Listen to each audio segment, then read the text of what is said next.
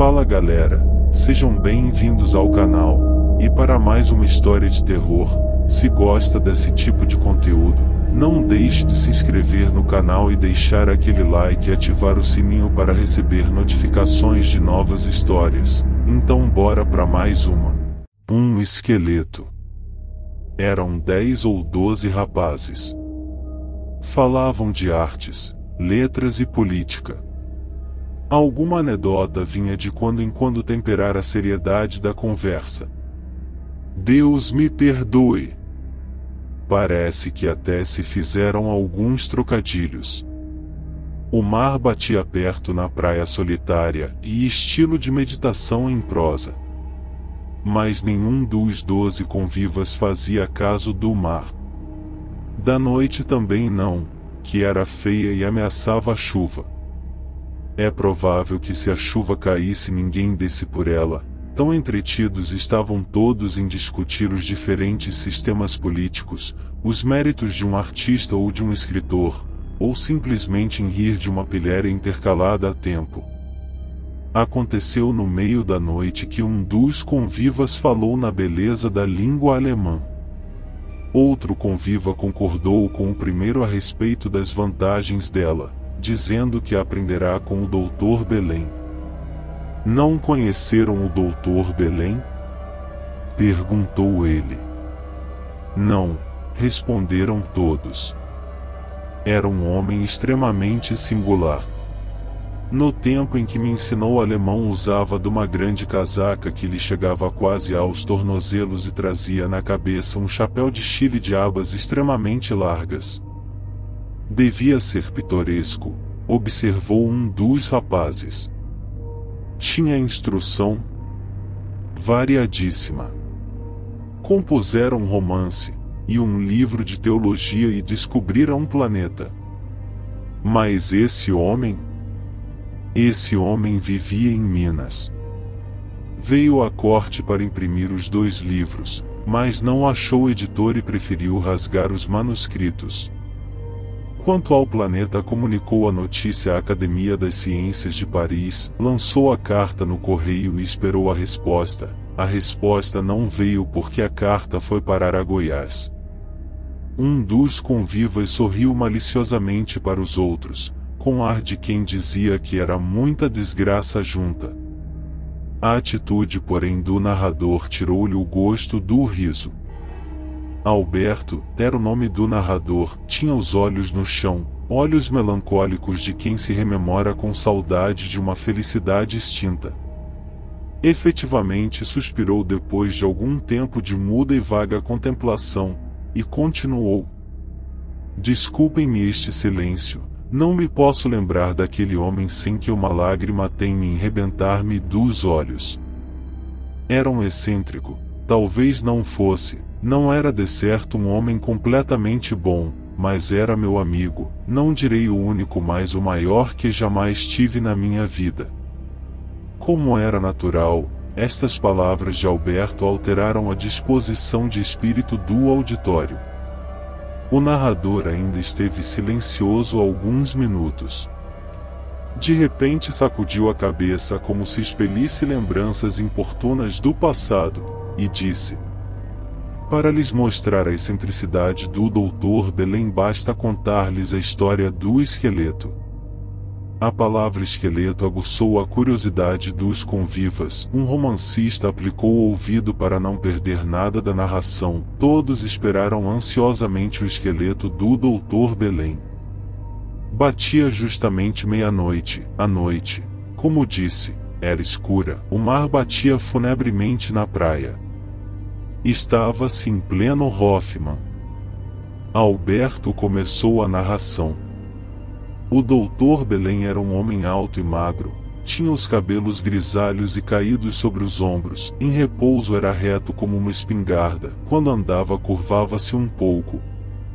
Conquanto seu olhar fosse muitas vezes meigo e bom, tinha lampejos sinistros, e às vezes, quando ele meditava, ficava com olhos como de defunto.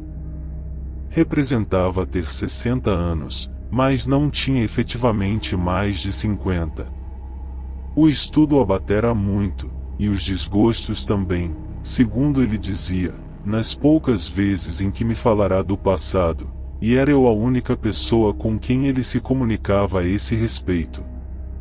Podiam contar-se-lhe 3 ou 4 rugas pronunciadas na cara, cuja pele era fria como mármore e branca como a de um morto. Um dia, justamente no fim da minha lição, perguntei-lhe se nunca fora casado.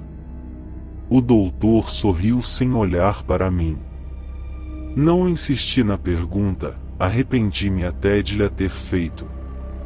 Fui casado, disse ele, depois de algum tempo, e daqui a 3 meses posso dizer outra vez, sou casado.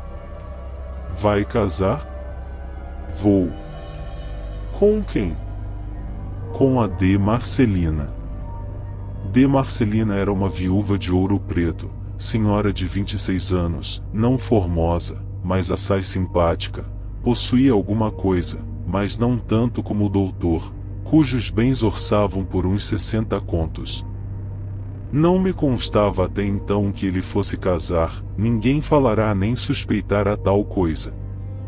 Vou casar, continuou o doutor, unicamente porque o senhor me falou nisso.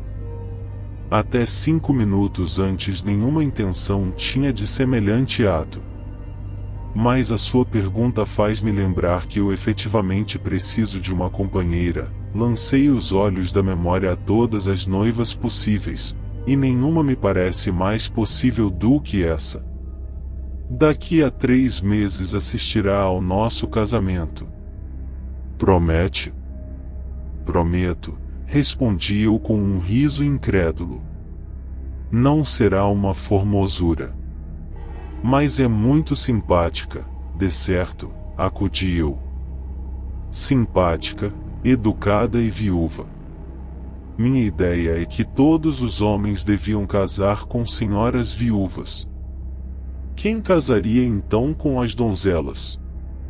Os que não fossem homens, respondeu o velho, como o senhor e a maioria do gênero humano, mas os homens, as criaturas da minha têmpera, mas... O doutor estacou, como se receasse entrar em maiores confidências, e tornou a falar da viúva Marcelina cujas boas qualidades louvou com entusiasmo. Não é tão bonita como a minha primeira esposa, disse ele. Ah! Essa! Nunca a viu?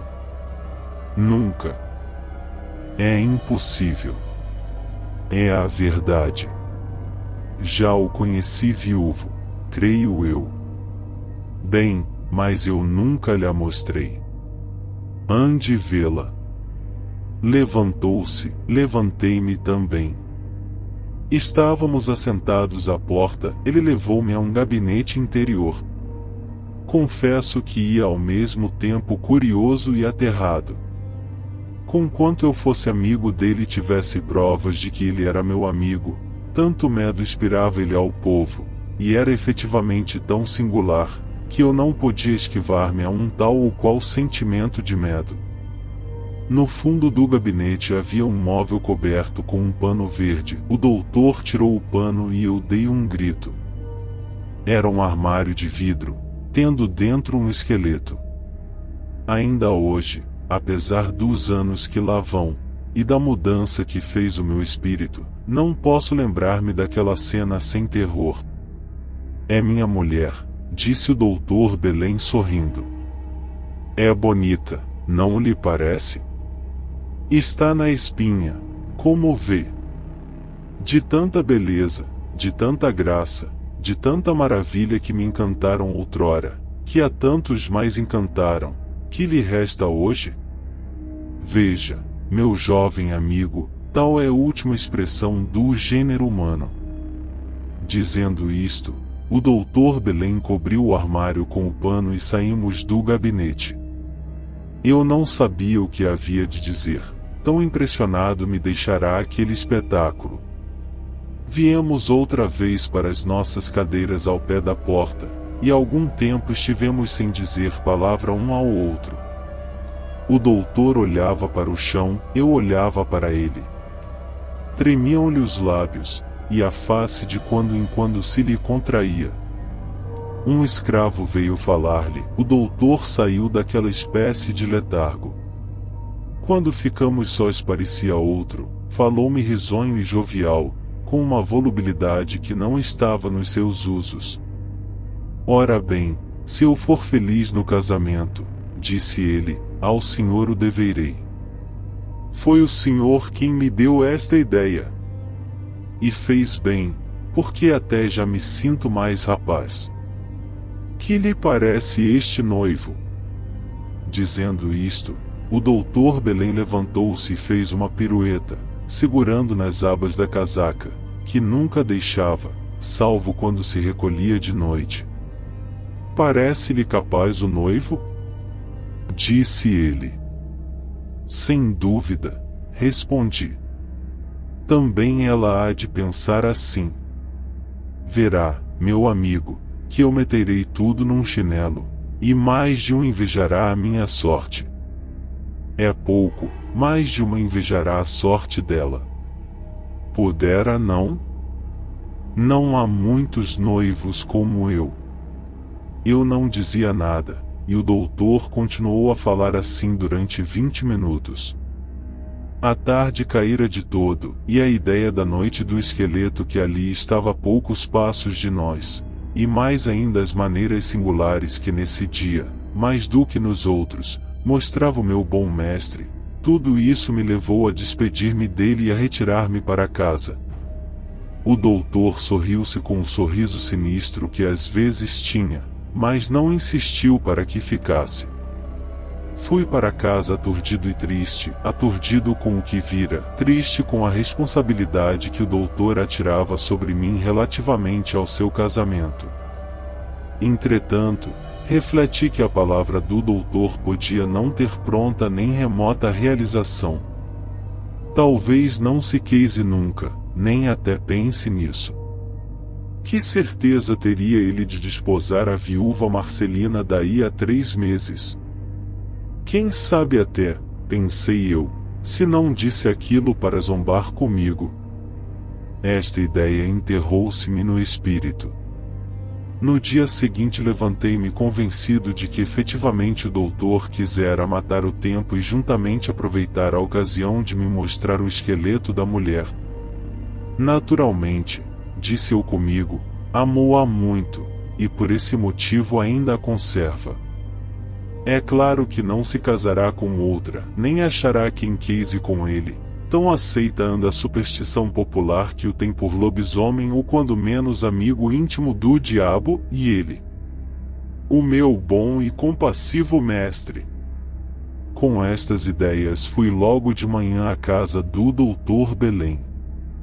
Achei-o almoçar sozinho, como sempre, servido por um escravo da mesma idade. Entre, Alberto, disse o doutor apenas me viu à porta. Quer almoçar? Aceito. João, um prato. Almoçamos alegremente. O doutor estava como me parecia na maior parte das vezes, conversando de coisas sérias ou frívolas, misturando uma reflexão filosófica com uma pilhéria, uma anedota de rapaz com uma citação de Virgílio. No fim do almoço tornou a falar do seu casamento. Mas então pensa nisso deveras? Perguntei eu. Por que não? Não depende senão dela, mas eu estou quase certo de que ela não recusa. Apresenta-me lá às suas ordens. No dia seguinte era apresentado o doutor Belém em casa da viúva Marcelina e recebido com muita afabilidade. Casar-se-á deveras com ela, dizia eu a mim mesmo espantado do que via, porque, além da diferença da idade entre ele e ela, e das maneiras excêntricas dele, havia um pretendente à mão da bela viúva, o tenente Soares. Nem a viúva nem o tenente imaginavam as intenções do doutor Belém. Daqui podem já imaginar o pasmo de Marcelina quando ao cabo de 8 dias, perguntou-lhe o meu mestre, se ela queria casar com ele. Nem com o senhor nem com outro, disse a viúva, fiz voto de não casar mais. Por quê? Perguntou friamente o doutor. Porque amava muito a meu marido. Não tolhe isso que ame o segundo, observou o candidato sorrindo. E depois de algum tempo de silêncio. Não insisto, disse ele, nem faço aqui uma cena dramática. Eu amo-a deveras, mas é um amor de filósofo, um amor como eu entendo que deviam ser todos. Entretanto, deixe-me ter esperança, pedir-lhe-ei mais 2 vezes a sua mão. Se da última nada alcançar, consinta-me que fique sendo seu amigo. O doutor Belém foi fiel a este programa. Dali a mês pediu outra vez a mão da viúva, e teve a mesma recusa, mas talvez menos peremptória do que a primeira. Deixou passar 6 semanas, e repetiu o pedido. Aceitou? Disse eu apenas o vi vir da casa de Marcelina. Por que havia de recusar? Eu não lhe disse que me casava dentro de 3 meses? Mas então o senhor é um adivinho, um mágico? O doutor deu uma gargalhada, das que ele guardava para quando queria motejar de alguém ou de alguma coisa. Naquela ocasião o motejado era eu. Parece que não fiz boa cara porque o douto imediatamente ficou sério e abraçou-me dizendo: Ó, meu amigo, não desconfie. Conhece-me de hoje? A ternura com que ele me disse estas palavras tornava o outro homem. Já não tinha os tons sinistros do olhar nem a fala sacadéi, vá o termo francês, não me ocorre agora o nosso, que era a sua fala característica. Abracei-o também, e falamos do casamento e da noiva. O doutor estava alegre, apertava-me muitas vezes as mãos agradecendo-me a ideia que lhe dera, fazia seus planos de futuro. Tinha ideias de vir à corte, logo depois do casamento, aventurou a ideia de seguir para a Europa, mas apenas parecia assentado nisto, já pensava em não sair de Minas, e morrer ali, dizia ele, entre as suas montanhas. Já vejo que está perfeitamente noivo, disse eu, tem todos os traços característicos de um homem nas vésperas de casar. Parece-lhe? E é. De fato, gosto da noiva, disse ele com ar sério, é possível que eu morra antes dela, mas o mais provável é que ela morra primeiro. Nesse caso, juro desde já que irá o seu esqueleto fazer companhia ao outro. A ideia do esqueleto fez-me estremecer. O doutor, ao dizer estas palavras, cravara os olhos no chão, profundamente absorto. Daí em diante a conversa foi menos alegre do que a princípio. Saí de lá desagradavelmente impressionado. O casamento dentro de pouco tempo foi realidade. Ninguém queria acreditar nos seus olhos. Todos admiraram a coragem, era a palavra que diziam, da viúva Marcelina, que não recuava aquele grande sacrifício. Sacrifício não era. A moça parecia contente e feliz. Os parabéns que lhe davam eram irônicos, mas ela os recebia com muito gosto e seriedade. O tenente Soares não lhe deu os parabéns, estava furioso, escreveu-lhe um bilhete em que lhe dizia todas as coisas que em tais circunstâncias se podem dizer. O casamento foi celebrado pouco depois do prazo que o doutor Belém marcará na conversa que tivera comigo e que eu já referi. Foi um verdadeiro acontecimento na capital de Minas. Durante 8 dias não se falava senão no caso impossível, afinal, passou a novidade, como todas as coisas deste mundo, e ninguém mais tratou dos noivos. Fui jantar com eles no fim de uma semana, de Marcelina parecia mais que nunca feliz, o doutor Belém não o estava menos. Até aparecia outro. A mulher começava a influir nele, sendo já uma das primeiras consequências a supressão da singular casaca. O doutor consentiu em vestir-se menos excentricamente. Veste-me como quiseres, dizia ele à mulher, o que não poderás fazer nunca é mudar-me a alma. Isso nunca. Nem quero. Nem podes. Parecia que os dois estavam destinados a gozar uma eterna felicidade. No fim de um mês fui lá, e achei-a triste. Oh! Disse eu comigo, cedo começam os arrufos. O doutor estava como sempre. Líamos então e comentávamos à nossa maneira o Fausto.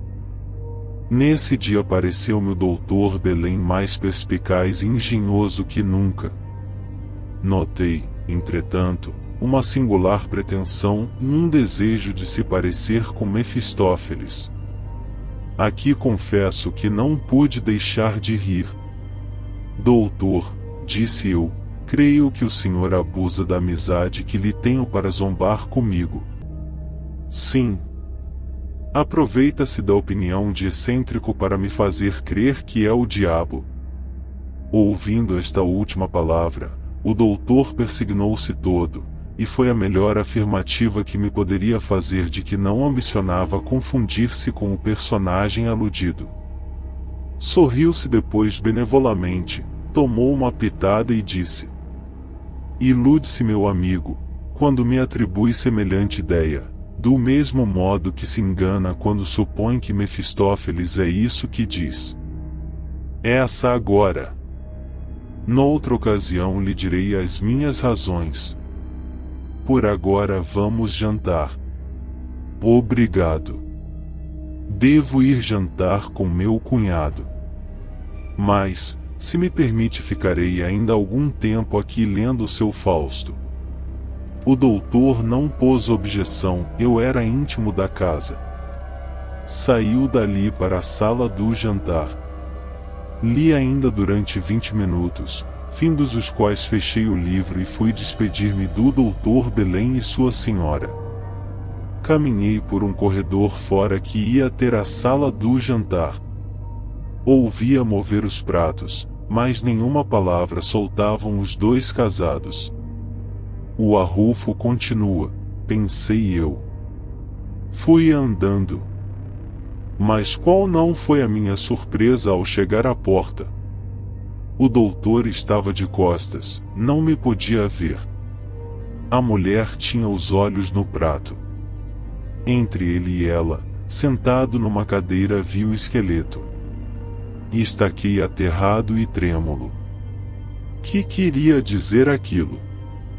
Perdia-me em conjecturas, cheguei a dar um passo para falar ao doutor, mas não me atrevi, voltei pelo mesmo caminho, peguei no chapéu, e deitei a correr pela rua fora.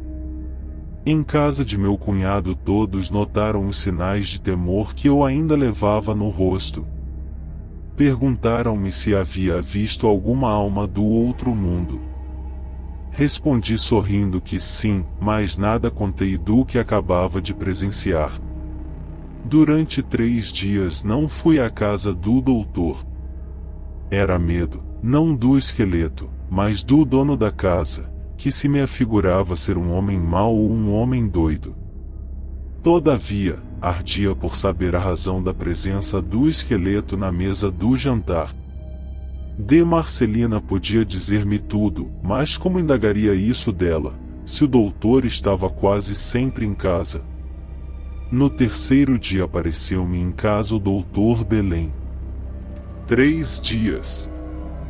Disse ele, há já 3 dias que eu não tenho a fortuna de o ver. Onde anda? Está mal conosco? Tenho andado doente, respondi eu, sem saber o que dizia. E não me mandou dizer nada, ingrato. Já não é meu amigo. A doçura destas palavras dissipou os meus escrúpulos. Era singular como aquele homem, que por certos hábitos, maneiras e ideias, e até pela expressão física, assustava muita gente e dava aso às fantasias da superstição popular. Era singular, repito, como me falava às vezes com uma meiguice incomparável e um tom patriarcalmente benévolo. Conversamos um pouco e fui obrigado a acompanhá-lo à casa. A mulher ainda me pareceu triste, mas um pouco menos que da outra vez. Ele tratava-a com muita ternura e consideração, e ela, se não respondia alegre, ao menos falava com igual meiguice. No meio da conversa vieram dizer que o jantar estava na mesa. Agora há de jantar conosco, disse ele. Não posso, balbuciei eu, devo ir. Não deve ir a nenhuma parte, atalhou o doutor, parece-me que quer fugir de mim. Marcelina, pede ao doutor Alberto que jante conosco. Marcelina repetiu o pedido do marido, mas com um ar de constrangimento visível. Ia recusar de novo, mas o doutor teve a precaução de me agarrar no braço e foi impossível recusar. Deixe-me ao menos dar o braço à sua senhora, disse eu. Pois não. Dei o braço a Marcelina, que estremeceu. O doutor passou adiante. Eu inclinei a boca ao ouvido da pobre senhora e disse baixinho: que mistério há? Marcelina estremeceu outra vez e com um sinal impôs-me silêncio. Chegamos à sala de jantar. Apesar de já ter presenciado a cena do outro dia, não pude resistir à impressão que me causou a vista do esqueleto que lá estava na cadeira em que o vira com os braços sobre a mesa. Era horrível. Já lhe apresentei minha primeira mulher, disse o doutor para mim, são conhecidos antigos. Sentamo-nos à mesa, o esqueleto ficou entre ele e Marcelina, eu fiquei ao lado desta. Até então não pude dizer palavra, era porém natural que exprimisse o meu espanto. Doutor, disse eu, respeito os seus hábitos, mas não me dará explicação deste? Este qual? Disse ele. Com um gesto indiquei-lhe o esqueleto. Ah! Respondeu o doutor, um hábito natural, janto com minhas duas mulheres. Confesse ao menos que é um uso original. Queria que eu copiasse os outros. Não, mas a piedade com os mortos. Atrevi-me a falar assim porque, além de me parecer aquilo uma profanação, a melancolia da mulher parecia pedir que alguém falasse duramente ao marido e procurasse trazê-lo a melhor caminho. O doutor deu uma das suas singulares gargalhadas, e estendendo-me o prato de sopa, replicou: o senhor fala de uma piedade de convenção, eu sou pio à minha maneira. Não é respeitar uma criatura que amamos em vida, o trazê-la assim conosco, depois de morta? Não respondi coisa nenhuma a estas palavras do doutor. Comi silenciosamente a sopa, e o mesmo fez a mulher, enquanto ele continuou a desenvolver as suas ideias a respeito dos mortos. O medo dos mortos, disse ele, não é só uma fraqueza, é um insulto, uma perversidade do coração. Pela minha parte dou-me melhor com os defuntos do que com os vivos. E depois de um silêncio: confesse que está com medo. Fiz-lhe um sinal negativo com a cabeça. É medo, é, como esta senhora que está ali transida de susto, porque ambos são dois maricas. Que há entretanto neste esqueleto, que possa meter medo? Não lhes digo que seja bonito, não é bonito segundo a vida, mas é formosíssimo segundo a morte. Lembrem-se que isto somos nós também, nós temos de mais um pouco de carne. Só? Perguntei eu intencionalmente.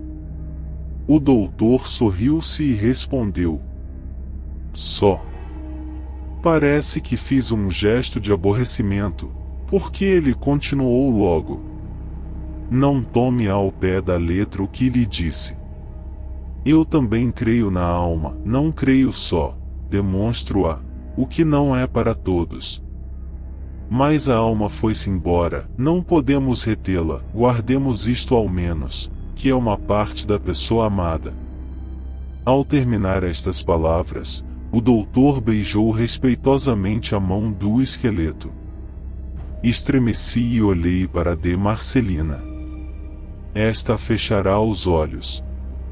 Eu estava ansioso por terminar aquela cena que realmente me repugnava presenciar. O doutor não parecia reparar em nada. Continuou a falar no mesmo assunto, e por mais esforços que eu fizesse para o desviar dele era impossível.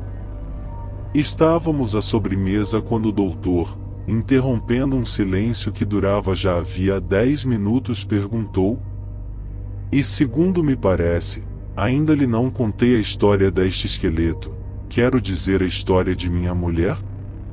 "Não me lembra", murmurei. "Ia-te", disse ele voltando-se para a mulher. "Já."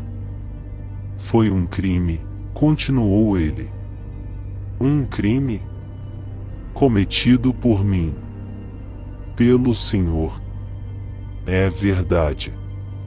O doutor concluiu um pedaço de queijo, bebeu o resto do vinho que tinha no copo, e repetiu: "É verdade, um crime de que fui autor. Minha mulher era muito amada de seu marido, não admira, eu sou todo coração. Um dia, porém, suspeitei que me houvesse traído, vieram dizer-me que um moço da vizinhança era seu amante. Algumas aparências me enganaram. Um dia declarei-lhe que sabia tudo, e que ia puni-la do que me havia feito. Luísa caiu-me aos pés banhada em lágrimas protestando pela sua inocência. Eu estava cego, matei-a." Imagina-se, não se descreve a impressão de horror que estas palavras me causaram. Os cabelos ficaram-me em pé. Olhei para aquele homem, para o esqueleto, para a senhora, e passava a mão pela testa, para ver se efetivamente estava acordado, ou se aquilo era apenas um sonho. O doutor tinha os olhos fitos no esqueleto e uma lágrima lhe caía lentamente pela face. Estivemos todos calados durante cerca de 10 minutos. O doutor rompeu o silêncio. Tempos depois, quando o crime estava já muito cometido, sem que a justiça soubesse, descobri que Luísa era inocente. A dor que então sofri foi indescritível, eu tinha sido o algoz de um anjo.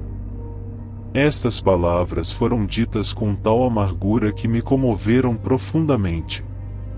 Era claro que ainda então, após longos anos do terrível acontecimento, o doutor sentia o remorso do que praticara e a mágoa de ter perdido a esposa. A própria Marcelina parecia comovida. Mas a comoção dela era também medo, segundo vim a saber depois, ela receava que no marido não estivessem íntegras as faculdades mentais. Era um engano. O doutor era, sim, um homem singular e excêntrico, doido lhe chamavam os que, por se pretenderem mais espertos que o vulgo, repeliam os contos da superstição. Estivemos calados algum tempo e dessa vez foi ainda ele que interrompeu o silêncio. Não lhes direi como obtive o esqueleto de minha mulher. Aqui o tenho e o conservarei até a minha morte. Agora naturalmente deseja saber por que motivo trago para a mesa depois que me casei.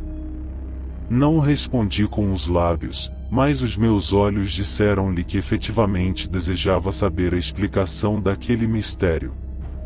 É simples, continuou ele, é para que minha segunda mulher esteja sempre ao pé da minha vítima, a fim de que se não esqueça nunca dos seus deveres, porque, então como sempre, é muito provável que eu não procure apurar a verdade, farei justiça por minhas mãos. Esta última revelação do doutor pôs termo à minha paciência.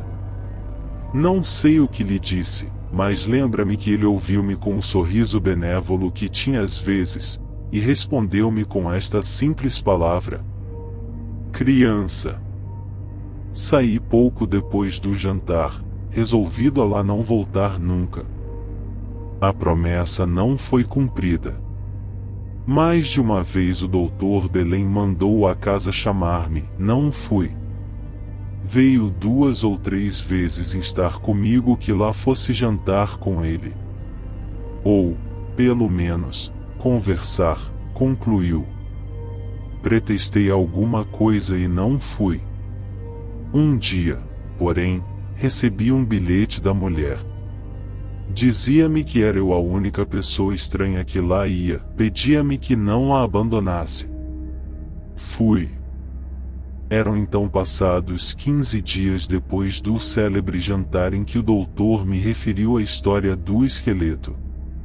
A situação entre os dois era a mesma, aparente afabilidade da parte dela, mas na realidade medo. O doutor mostrava-se afável e terno, como sempre o vira com ela. Justamente nesse dia, anunciou-me ele que pretendia ir a uma jornada dali a algumas léguas. Mas vou só, disse ele, e desejo que o senhor me faça companhia a minha mulher vindo aqui algumas vezes. Recusei. Por quê? Doutor, por que razão, sem urgente necessidade, daremos pasto às más línguas? Que se dirá? Tem razão, atalhou ele, ao menos, faça-me uma coisa. O quê? Faça com que em casa de sua irmã possa Marcelina ir passar as poucas semanas de minha ausência. Isso com muito gosto. Minha irmã concordou em receber a mulher do doutor Belém, que daí a pouco saía da capital para o interior. Sua despedida foi terna e amigável para com ambos nós, a mulher e eu, fomos os dois, e mais minha irmã e meu cunhado acompanhá-lo até certa distância, e voltamos para casa. Pude então conversar com de Marcelina, que me comunicou os seus receios a respeito da razão o marido. Dissuadi-a disso, já disse qual era a minha opinião a respeito do doutor Belém.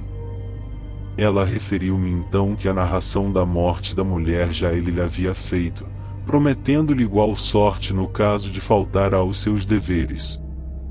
Nem as aparências te salvarão, acrescentou ele. Disse-me mais que era seu costume beijar repetidas vezes o esqueleto da primeira mulher e dirigir-lhe muitas palavras de ternura e amor. Uma noite, estando a sonhar com ela, levantou-se da cama e foi abraçar o esqueleto pedindo-lhe perdão. Em nossa casa todos eram de opinião que de Marcelina não voltasse mais para a companhia do doutor Belém. Eu era de opinião oposta. Ele é bom, dizia eu, apesar de tudo, tem extravagâncias, mas é um bom coração. No fim de um mês recebemos uma carta do doutor, em que dizia a mulher fosse ter ao lugar onde ele se achava, e que eu fizesse o favor de a acompanhar. Recusei ir só com ela. Minha irmã e meu cunhado ofereceram-se, porém, para acompanhá-la. Fomos todos. Havia entretanto uma recomendação na carta do doutor, recomendação essencial, ordenava-lhe à mulher que levasse consigo o esqueleto. Que esquisitice nova é essa? Disse meu cunhado. Há de ver, suspirou melancolicamente de Marcelina, que o único motivo desta minha viagem são as saudades que ele tem do esqueleto. Eu nada disse, mas pensei que assim fosse. Saímos todos em demanda do lugar onde nos esperava o doutor. Íamos já perto, quando ele nos apareceu e veio alegremente cumprimentar-nos. Notei que não tinha ternura de costume com a mulher, antes me pareceu frio. Mas isso foi obra de pouco tempo, daí a uma hora voltará a ser o que sempre fora. Passamos 2 dias na pequena vila em que o doutor estava, dizia ele, para examinar umas plantas, porque também era botânico. Ao fim de 2 dias dispunhamos a voltar para a capital, ele porém pediu que nos demorássemos ainda 24 horas e voltaríamos todos juntos. Acedemos. No dia seguinte de manhã convidou a mulher a ir ver umas lindas parasitas no mato que ficava perto. A mulher estremeceu, mas não ousou recusar. Vem também? Disse ele. Vou, respondi. A mulher cobrou alma nova e deitou-me um olhar de agradecimento. O doutor sorriu à socapa. Não compreendi logo o motivo do riso, mas daí a pouco tempo tinha explicação. Fomos ver as parasitas, ele adiante com a mulher, eu atrás de ambos, e todos 3 silenciosos. Não tardou que um riacho aparecesse aos nossos olhos, mas eu mal pude ver o riacho. O que eu vi, o que me fez recuar um passo, foi um esqueleto. Dei um grito. Um esqueleto! Exclamou de Marcelina. Descansem, disse o doutor, é o de minha primeira mulher. Mas trouxe-o esta madrugada para aqui. Nenhum de nós compreendia nada. O doutor sentou-se numa pedra. Alberto, disse ele, e tu, Marcelina? Outro crime devia ser cometido nesta ocasião, mas tanto te amo, Alberto, tanto te amei, Marcelina, que eu prefiro deixar de cumprir a minha promessa. Ia interrompê-lo, mas ele não me deu ocasião. Vocês amam-se, disse ele. Marcelina deu um grito, eu ia protestar. Amam-se que eu sei, continuou friamente o doutor, não importa. É natural. Quem amar é um velho estúrdio como eu. Paciência. Amém-se, eu só fui amado uma vez, foi por esta. Dizendo isto abraçou-se ao esqueleto.